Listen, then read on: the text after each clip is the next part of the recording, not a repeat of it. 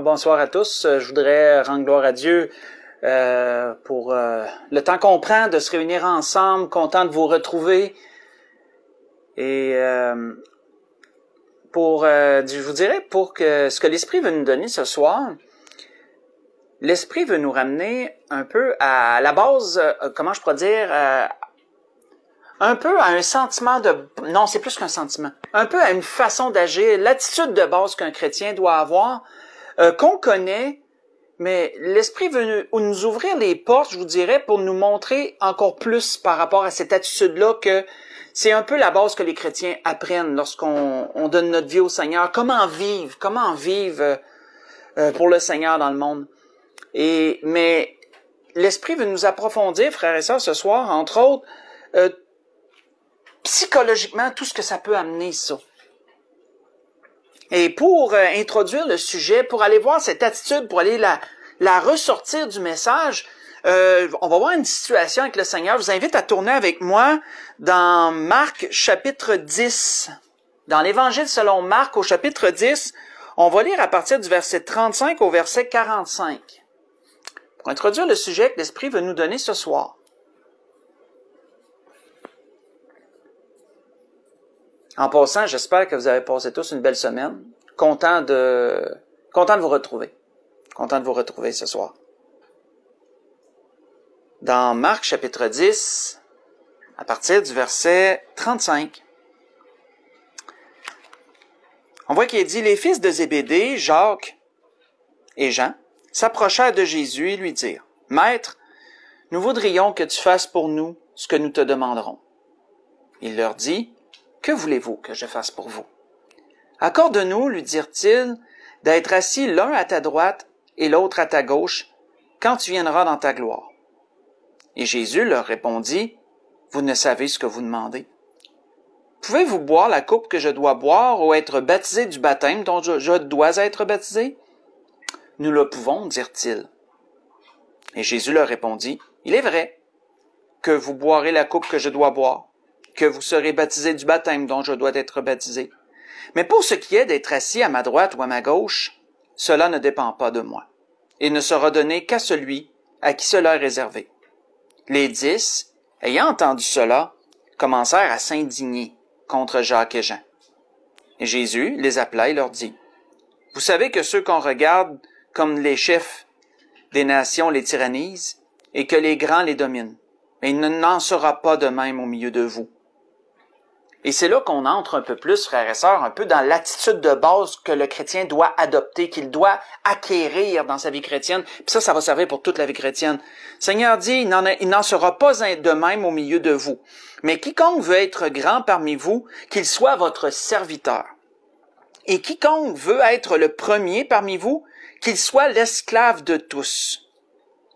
Car le Fils de l'homme est venu, non pour être servi, mais pour servir, et donner sa vie comme la rançon de beaucoup. On va arrêter là. Alors nous voyons premièrement ici, lorsqu'on regarde le désir de Jacques et Jean, ce qu'ils ont demandé au Seigneur, c'était très noble, c'était louable même, parce que nous devrions tous avoir de l'ambition spirituelle.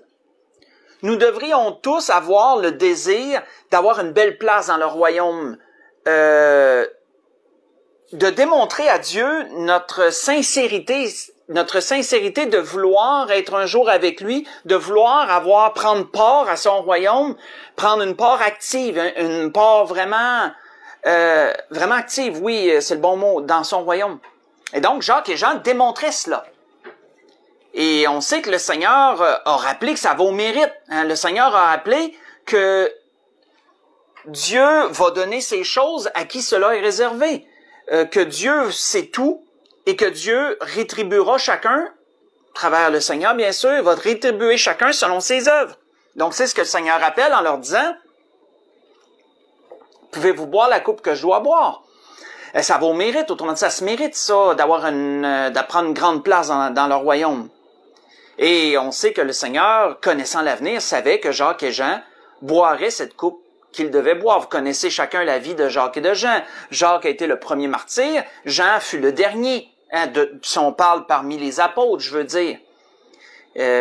Et on voit par la suite que les 10 autres qui ont entendu un peu ce que Jacques et Jean demandaient, l'ont mal pris. Eux l'ont pris comme s'ils désiraient s'élever par-dessus leurs frères, ce qui n'était pas du tout le cas. Jacques et Jean n'ont pas essayé de piler sa tête de personne pour acquérir une meilleure place dans leur royaume. Ils ont simplement demandé au Seigneur s'il était possible d'avoir cette place. On voit que le Seigneur, lorsqu'il a vu un peu la logique des 10, il les a ramenés à lui, puis il a dit, je vais vous parler. Et on voit que le Seigneur a utilisé des mots qui étaient lourds de sens. Le Seigneur a utilisé des mots qui étaient lourds de sens. Il a parlé de serviteur. Il a parlé également de dernier. Celui qui veut être le plus grand, qu'il soit le serviteur de tous. Celui qui veut être le premier, qu'il soit le dernier. Écoutons, à un autre endroit, le Seigneur leur avait donné une leçon similaire précédemment. Faites juste écouter comment que le Seigneur leur avait dit cela. Même c'est juste dans le chapitre précédent. Donc, si vous voulez y aller dans Marc 9, dans le fond, c'est la page précédente. C'est vrai qu'on peut le lire ensemble. Dans Marc 9, c'est pas long, verset 33. Verset 33, verset 35. Le Seigneur leur avait donné une leçon similaire à celle-là précédemment. Voyons ce que le Seigneur leur avait dit. On voit qu'il est dit dans Marc 9, à partir du verset 33, il est dit, ils arrivèrent à Capernaum. Lorsqu'il fut dans la maison, Jésus leur demanda, de quoi discutiez-vous en chemin? Mais il garda le silence.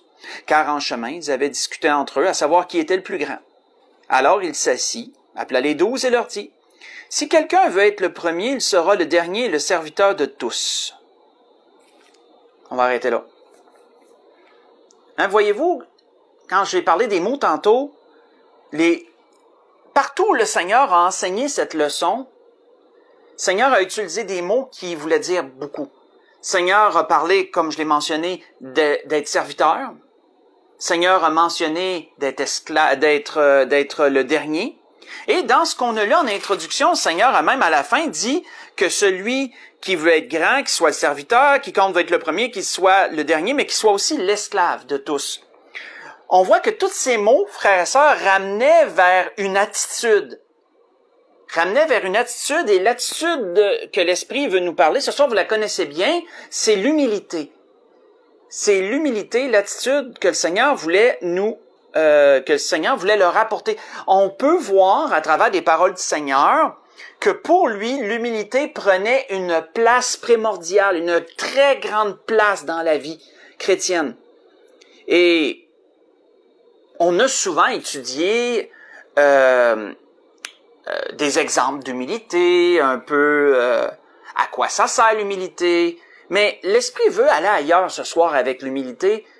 L'Esprit veut nous démontrer qu'est-ce que ça produit psychologiquement, l'humilité. Et là, on va s'en aller dans un domaine qui est beaucoup plus subtil, mais qui, en frère ça, en même temps, peut nous aider à comprendre beaucoup de choses. Beaucoup de choses.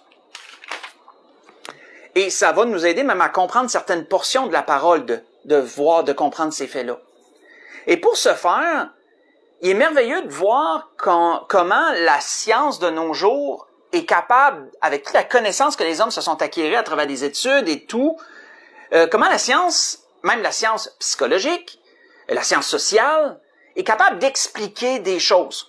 Je suis tombé sur une étude super intéressante que je veux vous faire part pour démontrer ce fait-là. Des psychologues sociaux, des sociologues, autrement dit, en d'autres termes, des sociologues, ceux qui étudient, autrement dit, la vie en société. On appelle ça un sociologue, ceux qui étudient l'attitude des gens en société, telle attitude va amener quoi, quand t'es plusieurs personnes ensemble. Les sociologues se sont groupés, puis ils ont fait une étude. Ils ont fait une étude en laboratoire avec des gens. Et ils les ont mis dans certaines situations, et ils voulaient voir un peu qu'est-ce que ça allait produire. Donc, prennent 2 groupes de personnes. Vous allez voir où on s'en va avec ça. Prennent 2 groupes de personnes.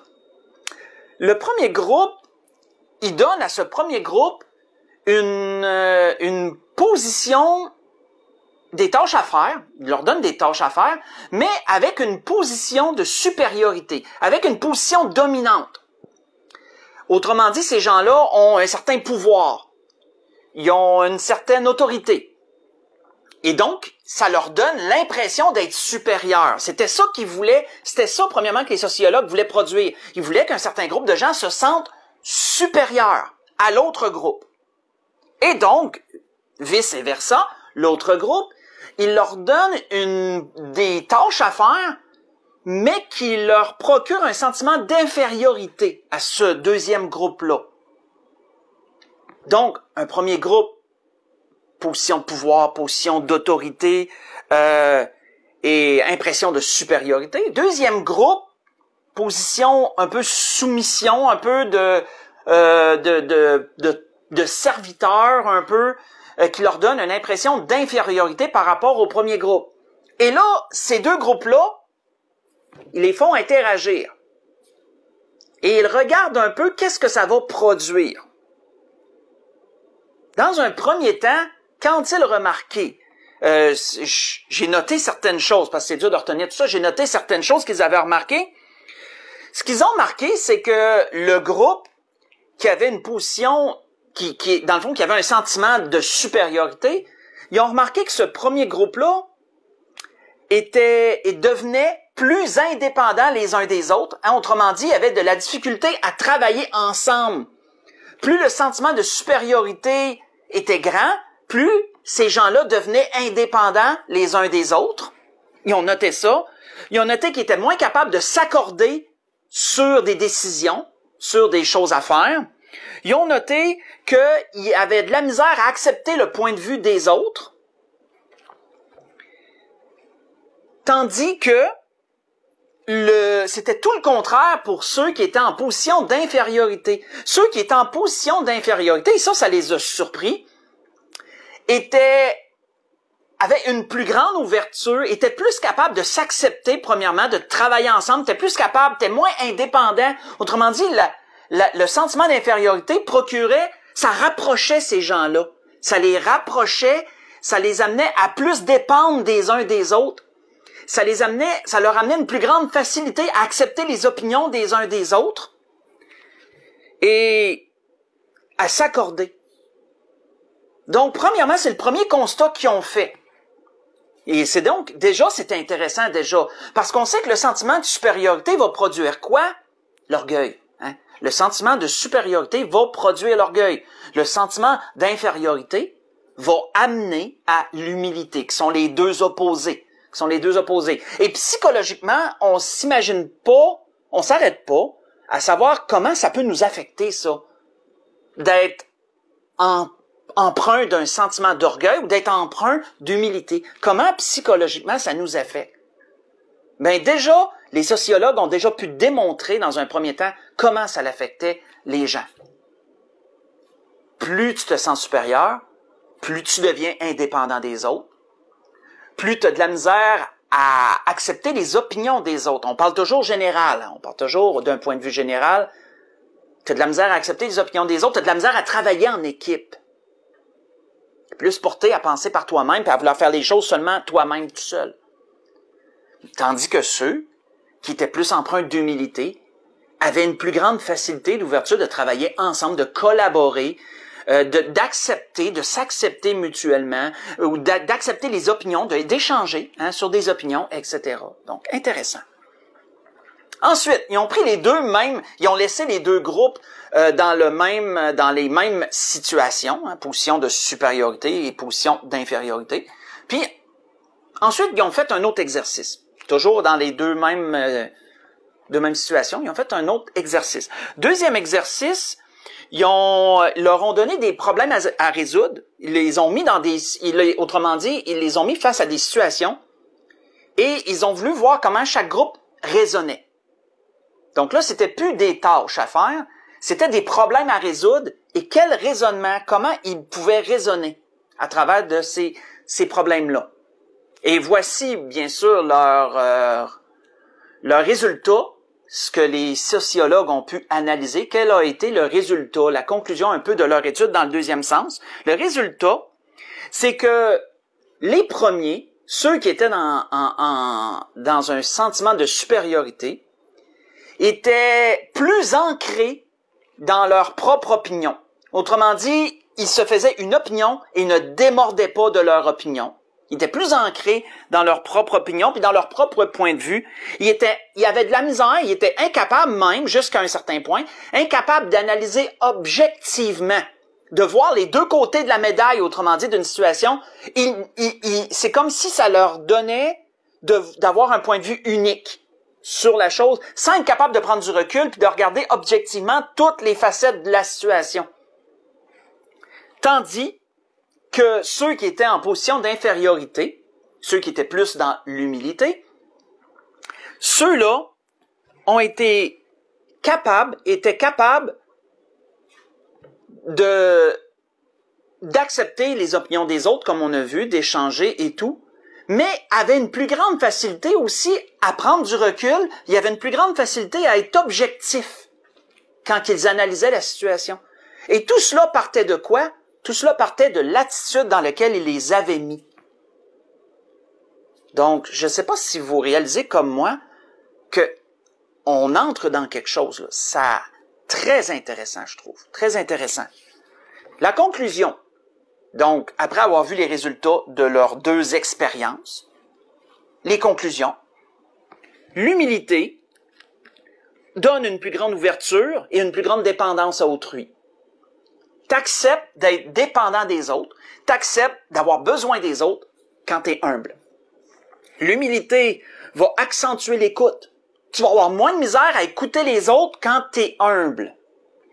L'humilité facilite la négociation face aux divergences d'opinion. Quand t'es humble, t'as moins de misère à écouter l'autre, t'as moins de misère à accepter les divergences, puis à les négocier aussi.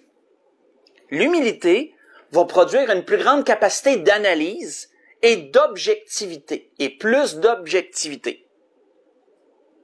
Contrairement à l'orgueil, au sentiment de supériorité, où les gens qui sont emprunts, qui sont dans cette attitude-là, plus indépendants, plus fermés à l'écoute des autres, rend plus difficile la négociation, ça l'ancre une personne dans ses propres opinions, ça brouille, ça déforme, ça l'obscurcit la réalité. Autrement dit, plus de misère à être objectif quand t'es dans l'orgueil, quand t'es dans le sentiment de supériorité par rapport aux autres. Alors, c'est quelque chose parce que ça peut nous aider à comprendre, frères et sœurs, bien des choses, ça. Premièrement, continuons avec le bagage qu'on vient de voir, qu'on vient d'avoir à travers la science. Et voyons l'attitude des gens de l'époque, ce que le Seigneur dénonçait de l'attitude des chefs de l'époque dans Matthieu. Allons dans Matthieu chapitre 23. Dans Matthieu chapitre 23, on va lire du verset 1 au verset 1 au verset 12. Et voyons l'attitude que le Seigneur dénonçait des chefs religieux de l'époque, qui étaient, frères et sœurs, faisons le lien, dans cette attitude de supériorité par rapport au peuple. Si vous connaissez moindrement l'attitude pharisienne, si vous avez étudié moindrement les Écritures, et on a vu souvent des exemples à travers de divers messages et tout, de ce que l'Esprit nous a amené dans vos lectures quotidiennes, peut-être vous avez remarqué ça aussi, mais vous savez que les chefs religieux de l'époque avaient une certaine attitude par rapport au peuple. Et cette attitude-là était une attitude, pour la plupart, de supériorité. Ils étaient dans l'orgueil, ils se sentaient plus grands que le peuple. Et ça les amenait à être dans cette attitude de supériorité. Mais psychologiquement, qu'est-ce que ça produisait aussi? C'est exactement ce que le Seigneur dénonçait que ça produisait. On voit dans Matthieu chapitre 23, verset 1, « Alors Jésus, parlant à la foule et à ses disciples, dit, « Les scribes et les pharisiens sont assis dans la chaire de Moïse. » Ils sont dans une position d'autorité. En d'autres mots, « Faites donc et observez tout ce qu'ils vous disent, mais n'agissez pas selon leurs œuvres, car ils disent et ne font pas. Ils lient des fardeaux pesants, les mettent sur les épaules des hommes, mais ils ne veulent pas les remuer du doigt. » Faites-vous des liens, essayez de faire des liens avec ce qu'on a vu en introduction, là, à propos de l'étude des sociologues. Là. Hein? Ils lient des fardeaux pesants sur les gens, mais ils ne veulent pas les remuer du doigt. Voyez-vous une déconnexion entre eux et les autres. Entre, comment les autres se sentent par rapport à ce qu'ils font. Il y a une déconnexion. On voit qu'il est dit, ils font toutes leurs actions pour être vus des hommes. Ainsi, ils portent de larges phylactères, ils ont de longues franges à leurs vêtements, ils aiment les premières places à l'apparence, ils aiment les premières places dans les festins, les premiers sièges dans les synagogues, ils aiment être salués dans les places publiques, à être appelés par les hommes rabbi, le rabbi, à être reconnus. Et ensuite, il dit, mais vous ne vous faites pas appeler rabbi. Le Seigneur amène les gens à l'humilité. Vous ne vous faites pas appeler rabbi, un seul est votre maître, et vous êtes tous frères. N'appelez personne sur la terre votre père. Et là, vous comprenez le sens. On parle pas de père selon la chair. On parle de père en tant que guide spirituel. Et là, je ramène à une autre étude qu'on avait faite il y a très longtemps. Ce serait peut-être intéressant que je la rapporte à un moment donné sur les différents sens du mot père. Ou que le père, entre autres, veut dire un guide spirituel, quelqu'un que tu prends comme un exemple à suivre, dans une position d'autorité par rapport à toi. C'est là que le Seigneur dit, n'appelez personne votre père. Faites le lien avec le catholicisme qui appelle le pape le Saint-Père. Donc, voyez le lien. Je referme cette parenthèse. Car un seul est votre Père, celui qui est dans les cieux. Ne vous faites pas appeler directeur, car un seul est votre directeur, le Christ. Le plus grand parmi vous, et là, le Seigneur amène à l'humilité. Le plus grand parmi vous sera votre serviteur. Quiconque s'élèvera sera abaissé.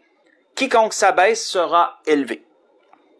Donc, on peut voir que l'attitude des chefs religieux de l'époque découlait directement de ce fait qu'ils étaient en position d'autorité, qu'ils étaient animés de cette attitude d'orgueil, de cette attitude de supériorité et tout ce que ça l'amenait par rapport aux autres. C'est pourquoi d'ailleurs que quand on a parlé que quand les sociologues un peu ont fait le constat que lorsque tu es dans cette attitude-là, tu as de la misère à raisonner logiquement, tu as de la misère à être rationnel, tu as de la misère à être objectif, tes opinions sont très, très, très arrêtées sur ce que tu crois, ta vision des choses. Ça démontre comment qu'ils étaient déconnectés de la réalité dans leurs décisions, dans leur vision. Écoutons ce qu'ils raisonnaient à propos du Seigneur. Qu'est-ce qui résonnait à propos du Seigneur? Comment voyait-il le Seigneur, eux? Il est dit, alors les principaux sacrificateurs et les pharisiens assemblèrent le Sanhédrin et dirent, que ferons-nous? Car cet homme, Jésus, fait beaucoup de miracles. Si nous le laissons faire, tous croiront en lui, et les Romains viendront et détruiront notre ville et notre nation. Ça, voyez-vous l'opinion que ces gens-là avaient du Seigneur? Que le Seigneur, à travers tout le bien qu'il faisait, à travers l'enseignement qu'il donnait de Dieu et la foule qu'il attirait, il allait attirer sur eux la ruine et la vengeance des Romains. Et quand on étudie la vie du Seigneur, on voit que ça n'a pas de sens. Ça n'a pas de sens. C'était une opinion très arrêtée qui est seulement perçue par eux, déconnectée un peu, zéro objectivité, là, zéro. Si nous le laissons faire, tous croiront en lui, et les Romains viendront et détruiront notre ville et notre nation. Et là, c'est là que l'un d'eux, nommé Caïphe, qui était souverain secrétaire cette année-là, leur dit, vous n'y comprenez rien. Il est dans notre intérêt, il est dans votre intérêt qu'un seul homme meure pour que le peuple et que la nation ne périssent pas. Est-ce que ça l'a donné quelque chose de tuer Jésus, de faire crucifier le Seigneur? La ville a quand même été détruite, si vous regardez selon l'histoire. 70 ans. Après, environ, en l'an 70, on calcule environ. On sait que l'armée romaine, ils ont dû mater une révolte de la part des Juifs et ils ont rasé la ville de Jérusalem. Donc, voyez-vous que leur raisonnement ici, là, il marche pas, là. Mais c'était leur raisonnement dans l'attitude qu'ils avaient. Donc, on peut voir un peu ce que ça produit. D'ailleurs, si on continue dans Romains, si on tourne ensemble dans Romains, tournons dans Romains chapitre 12. Qu'est-ce que cette attitude d'autorité produit à la base? Qu'est-ce qu'elle produit à la base, cette attitude d'autorité? L'apôtre Paul le disait aux Romains. Cette attitude de supériorité par rapport à autrui, qu'est-ce qu'elle produit? On voit que l'apôtre Paul disait aux Romains dans chapitre 12, verset 3, l'apôtre Paul disait, « Par la grâce qui m'a été donnée, je dis à chacun de vous de n'avoir pas de lui-même une trop haute opinion. » C'est ça que ça produit. Quand tu es empreint d'une attitude de supériorité, d'orgueil, tu as l'opinion, tu te bâtis une idée que tu es supérieur à autrui, que tu n'en viens qu'à avoir une haute opinion de toi-même, à te surévaluer par rapport à ce que tu es réellement, autrement dit. Avoir une haute opinion de soi-même. Et c'est pour ça que l'apôtre Paul disait aux Romains, n'ayez pas une trop haute opinion de vous-même. Mais de revêtir des sentiments modestes. Hein, quand tu es modeste, c'est plus la base. Quand tu es modeste, pensez à un vêtement, mettons, quelqu'un qui est modeste, portera pas rien de trop flashant, il portera pas, son habillement sera pas exagéré au point d'être vraiment extravagant. Ça va être vraiment sobre. Ben, c'est un peu la même chose en frais de personne. D'avoir des sentiments modestes, c'est d'être posé par rapport à ta personne, de pas te considérer trop. Ayez des sentiments modestes selon la mesure de foi que Dieu a départie à chacun. Vous voyez ça on a lu ensemble dans Romains 12, verset 3. Mais on voit plus loin on voit que plus loin, dans Romains 12 encore, l'apôtre Paul, par l'Esprit, nous donne l'envers de la médaille. Donc là, il parlait d'attitude supérieure, mais ailleurs, dans le même chapitre, nous donne ce que l'attitude d'humilité, elle a produit. Puis il faut s'en souvenir. Parce que la supériorité, l'élévation, va amener une personne à avoir une autre opinion d'elle-même. C'est de là ça part. C'est de là que les problèmes, autrement dit que l'attitude part, et etc., ce qui en découle. Et comment ça nous affecte? C'est surtout ça que l'Esprit nous donne ce soir. Comment ça nous affecte psychologiquement, ça? Comment que l'humilité nous affecte psychologiquement? On le voit en pratique ici, dans Romains 12, à partir du verset... Romains 12, à partir du verset 15, on va voir là. Hein, ça dit, « Réjouissez-vous avec ceux qui se réjouissent. » Qu'est-ce qu'on a dit des gens qui sont humbles? Ils ont une plus grande sensibilité par rapport aux autres. L'humilité va amener les gens à interagir, à dépendre des autres plus facilement, à avoir une plus grande empathie envers autrui. C'est ce que l'humilité produit, entre autres. Et de là, quand l'apôtre Paul dit « Réjouissez-vous avec ceux qui se réjouissent, pleurez avec ceux qui pleurent », tu dois être empreint d'humilité pour être capable de faire ça. Parce que psychologiquement, c'est l'humilité qui va t'ouvrir l'esprit à ça, qui va te disposer à ça. Ayez les mêmes sentiments les uns envers les autres. Ça aussi, n'aspirez pas à ce qui est élevé. Voyez-vous que là, on ramène exactement à tout le restant, à ce qu'on avait en introduction, puis ce qui suit toujours au fil du temps, l'humilité. N'aspirez pas à ce qui est élevé, mais laissez-vous attirer par ce qui est humble. Ne soyez point sages à vos propres yeux. Là, on fait le lien avec ce qui a été dit au verset 3. De ne pas avoir une trop haute opinion de toi-même. Ne sois point sage à tes propres yeux. Ça revient pas mal à la même chose, à dire la même affaire. C'est pas pour rien, frères et sœurs, que, comprenant cela, entre autres, l'apôtre Pierre, faites juste écouter, avait dit ceci aux pasteurs. Donc, s'il y a des pasteurs qui nous écoutent ce soir, comme moi, cette exhortation prend tout son sens parce que, en tant que pasteur, on est doublement plus à risque, entre guillemets, parce qu'on est en position, d'une certaine façon, là, on est en position de supériorité. On est dans parce que, veut pas, la parole de Dieu, on a le fardeau, on a le, comment je pourrais dire, j'ai pas le mot, mais on a la charge, on va dire ça comme ça, d'apporter la parole de Dieu. Les membres nous ouvrent leur cœur, les membres nous ouvrent leurs bras, et je veux dire, ils nous accueillent. Les membres sont, ils acceptent les paroles, ils prennent au sérieux les paroles que les pasteurs donnent. Donc, les pasteurs ont une certaine, comment je pourrais dire, ont une certaine, je cherche donc bien mes mots à soir. Influence. Les pasteurs ont une certaine influence sur l'Église, sur les membres. sont en position de supériorité, d'autorité d'un certain sens par rapport à la parole de Dieu et la charge qui leur est donnée. Donc les pasteurs doivent doublement prendre ce que l'Esprit nous dit au sérieux. Ce soir, entre autres.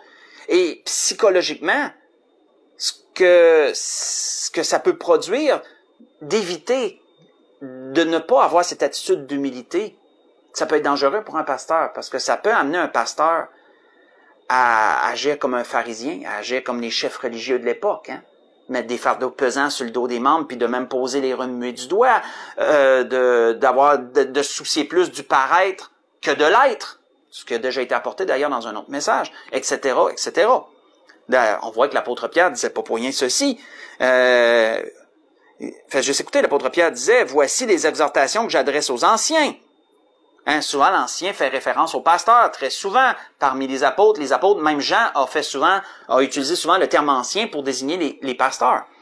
Il dit, aux anciens qui sont parmi vous, moi, ancien comme eux, témoins des souffrances de Christ et participants de la gloire qui doit être manifestée. Hein, qu'est-ce qu'il leur dit?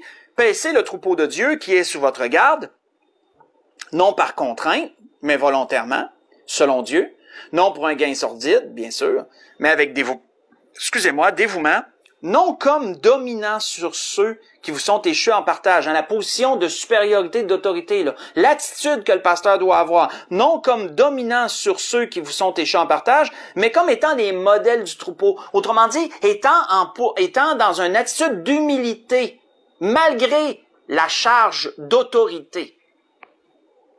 Et lorsque le souverain berger paraîtra, vous obtiendrez la couronne incorruptible de gloire, disait Pierre. Voyez ça dans 1 Pierre chapitre 5, verset 1 au verset 4.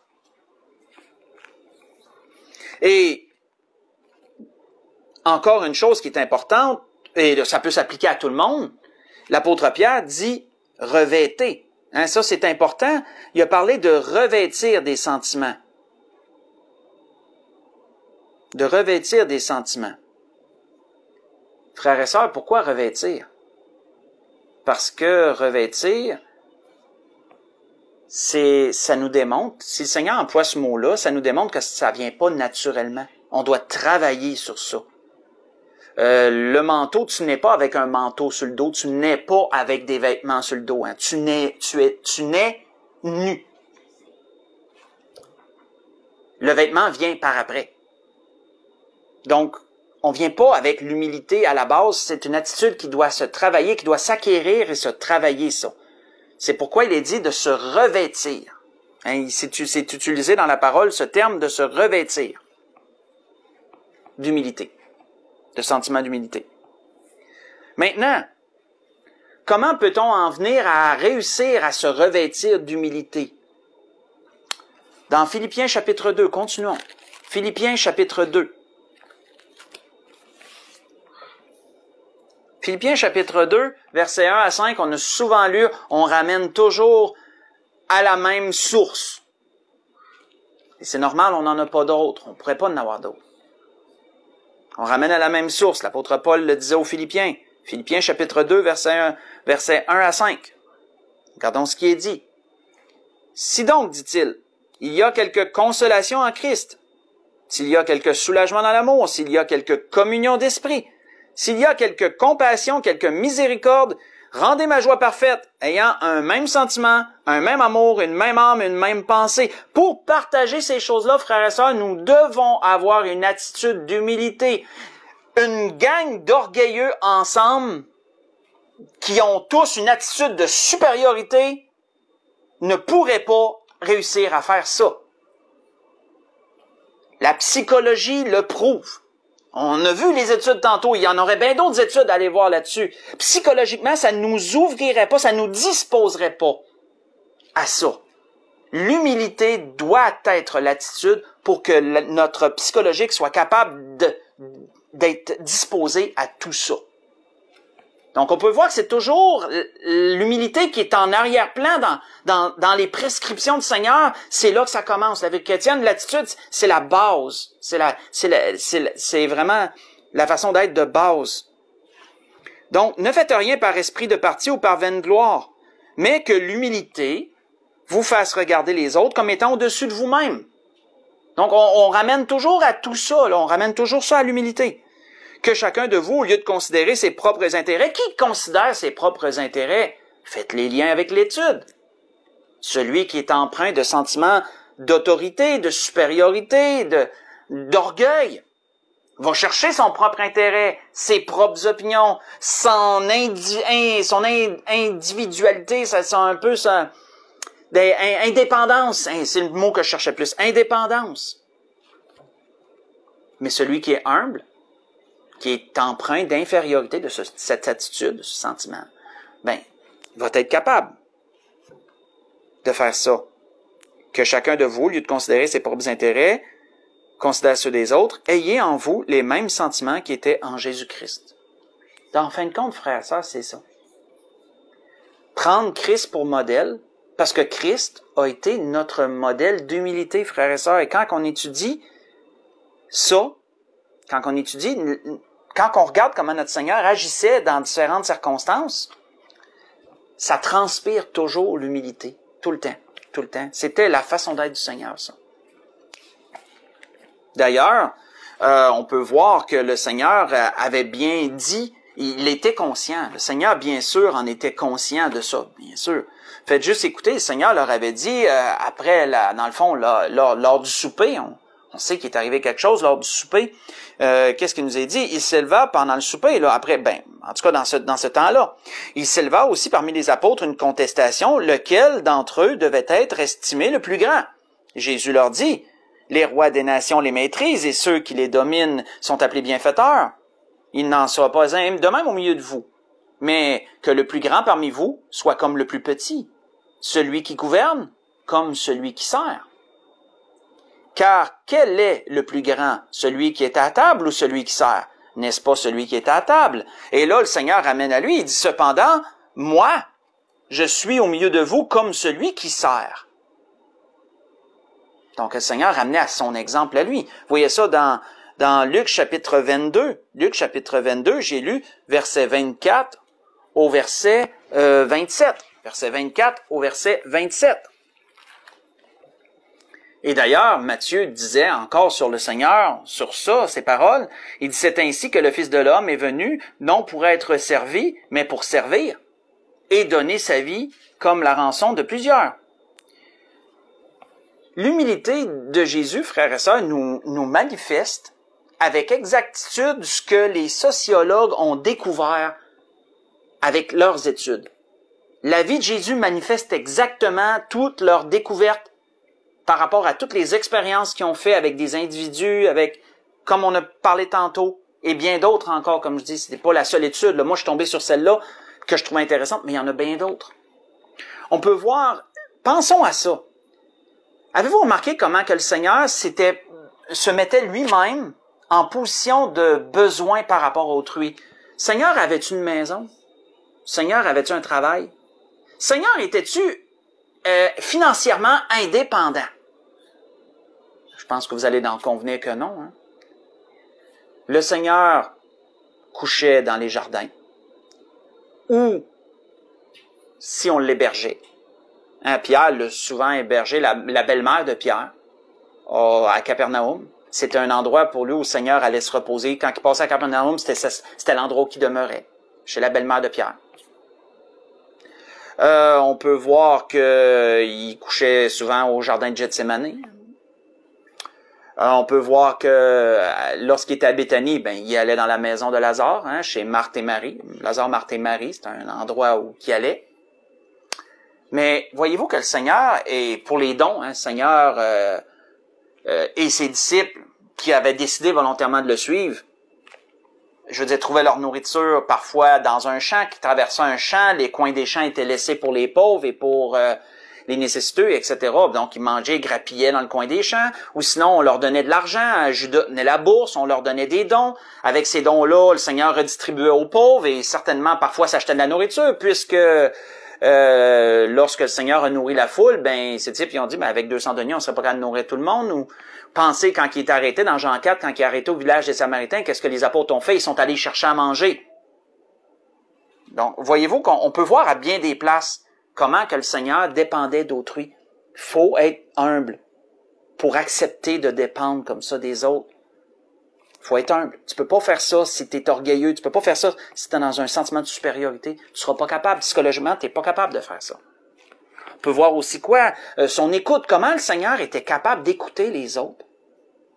Hein? Quand quelqu'un voulait lui parler, le Seigneur lui demandait, « Que veux-tu que je fasse pour toi? » Tu sais, Seigneur, je veux dire quelque chose. Parle. Faut être humble pour être à l'écoute des autres. La psychologie le démontre. Quand on regarde sa façon de gérer les divergences, les petites querelles, les divergences, hein, comment que le Seigneur était capable de gérer ces choses-là, comment le Seigneur était capable d'écouter ce que les gens avaient à dire, ensuite il tranchait. Faut être humble pour être capable de faire ça. Pour être objectif, faut que tu sois humble. Si t'es orgueilleux, si t'es dans une attitude de supériorité, tu peux pas avoir le recul. Tu as de la misère à avoir du recul, à être plus objectif par rapport à une situation, à être capable de voir un peu l'ensemble du tableau. La psychologie le démontre.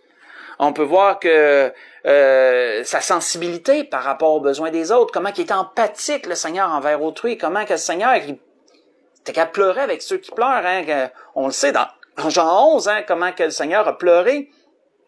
Même s'il savait qu'il allait ressusciter Lazare, les gens, il y avait tellement d'émotions, le Seigneur a pleuré avec les gens. Le Seigneur était le modèle parfait d'humilité. Il transpirait l'humilité, Seigneur.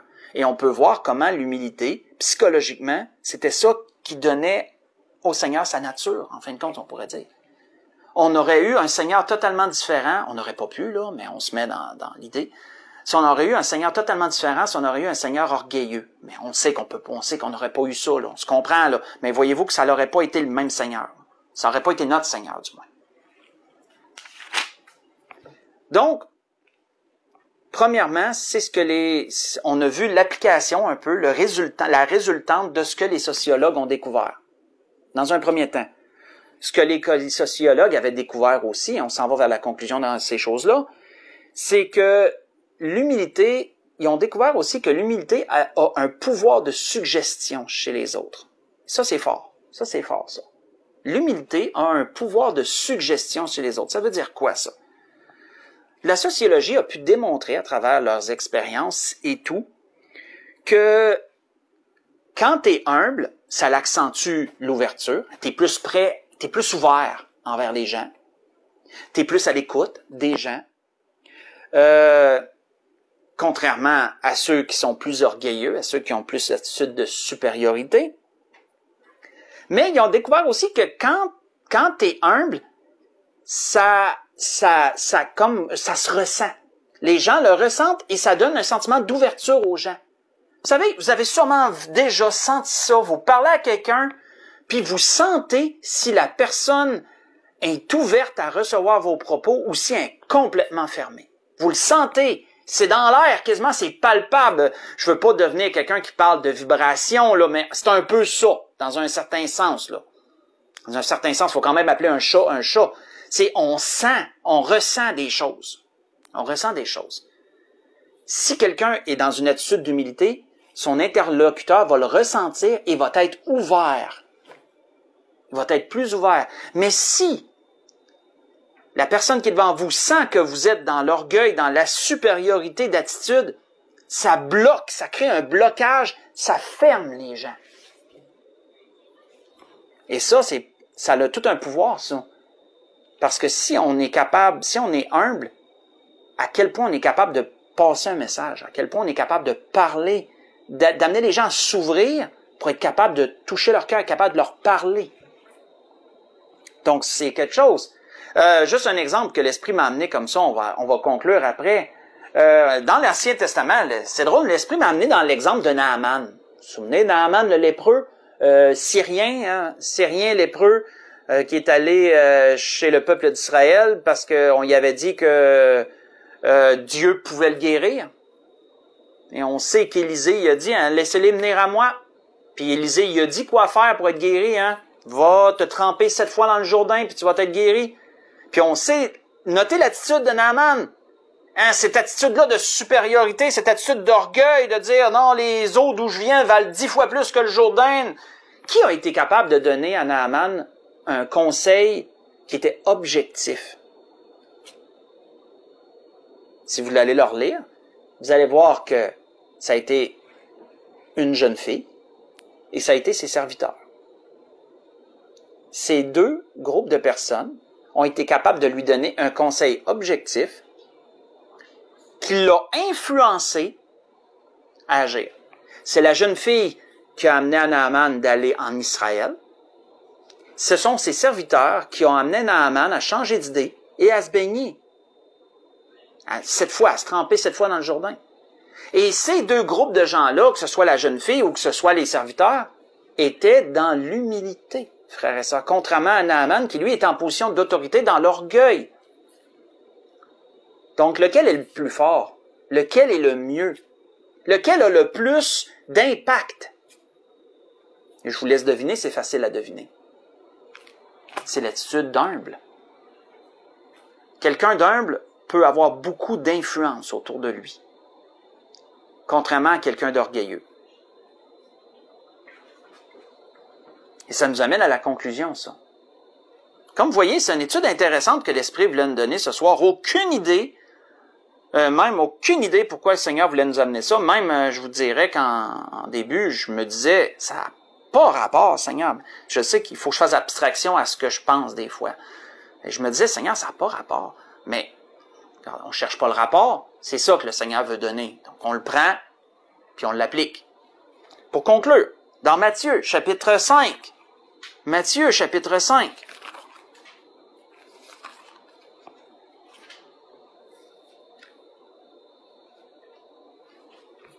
Et ce que j'ai pu comprendre personnellement là, en enseignant, parce qu'on aime bien ça, avoir une raison, on aime bien ça de trouver une raison pour les choses, on est humain, hein, ça fait partie de l'humanité, ça.